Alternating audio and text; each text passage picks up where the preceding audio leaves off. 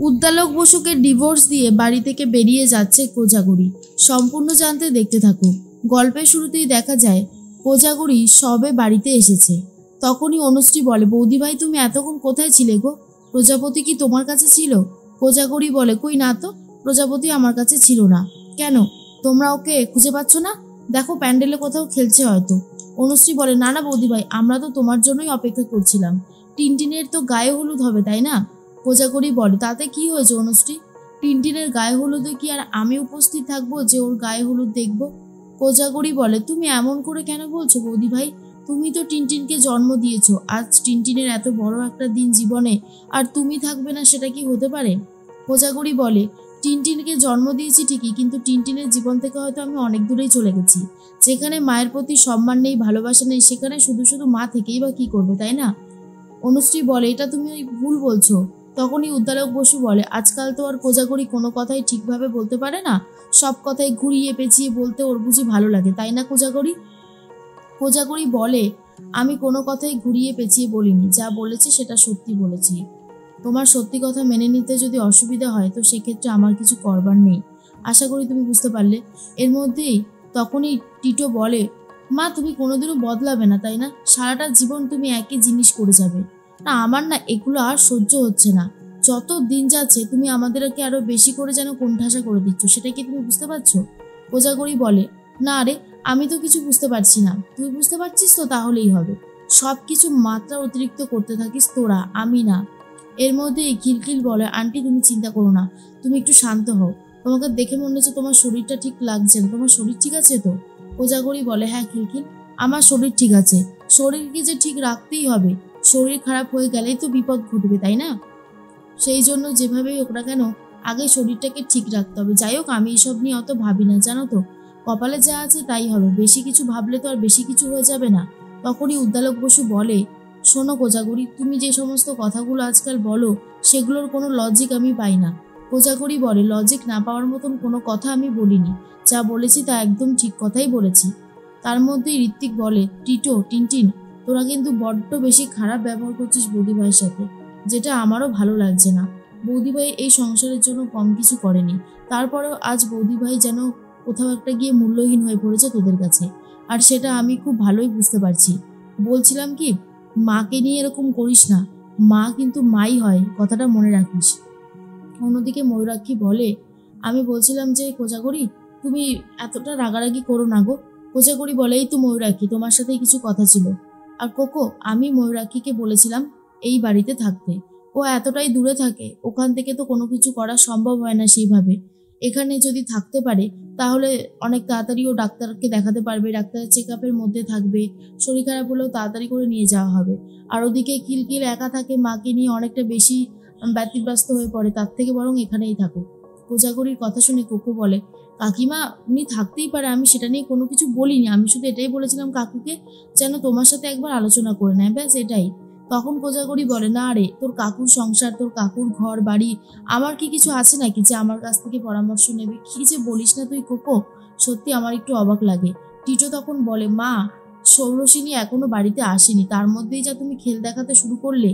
এরপর যদি ষোড়শিনী এসে এই সমস্ত দেখে তাহলে যে কি করবে কে জানে। কোজাগরি বলে, সেই জন্যই তো ভাবছি এই বাড়ি থেকে চলে যাব।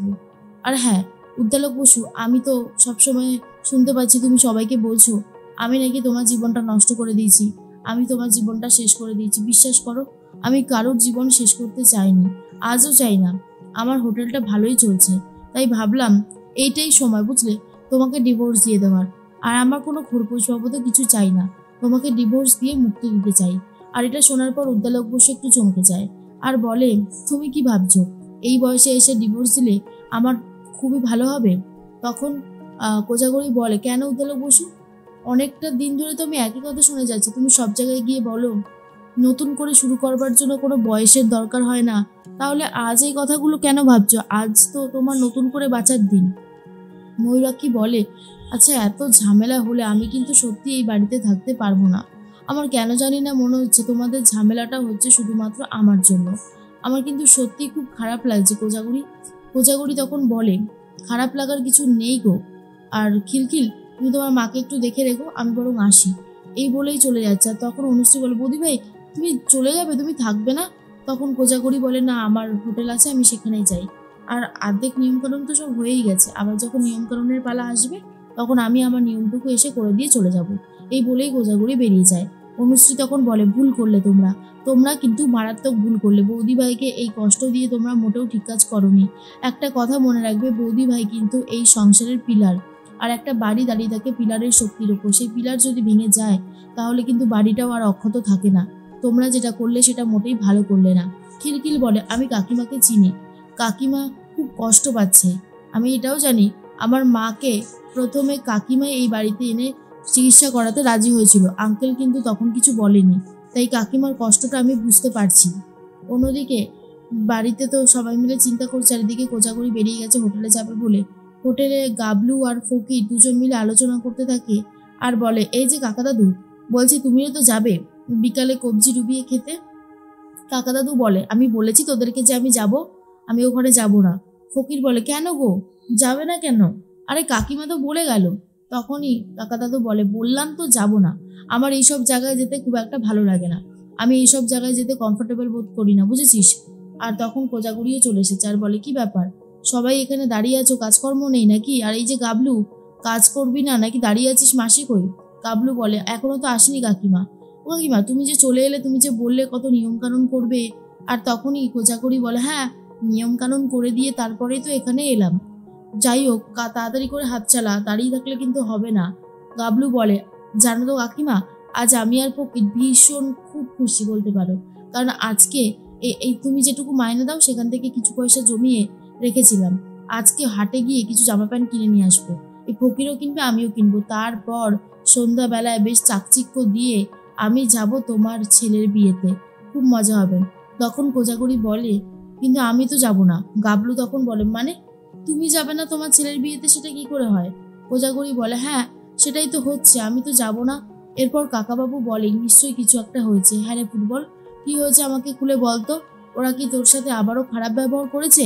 কোজাগরি বলে, কাকু, যার কপাল খুবই খারাপ তার সাথে আর কি খারাপ ব্যবহার করবে বলো তো? ওসব নিয়ে আমি ভাবি না, তুমি এসব নিয়েও ভেবো না, যা হবে ভালোই হবে।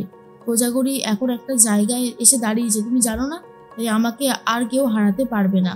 অন্যদিকে টিটু আর টিনটিন বলে, মায়ের ব্যবহার দিন দিন এতটাই বাজে হয়ে যাচ্ছে যে মায়ের সাথে আর কথা বলতে ইচ্ছে করে না। মা যা সিদ্ধান্ত নিয়েছে থাক, মা সেই সিদ্ধান্ততেই থাক, আমাদেরকে আর দেখতে হবে না, যা পারে করুককে। আর অনুশ্রী ওদেরকে দেখে অবাক হয়ে যায় যে মায়ের সম্পর্কে ছেলের কি ধারণা।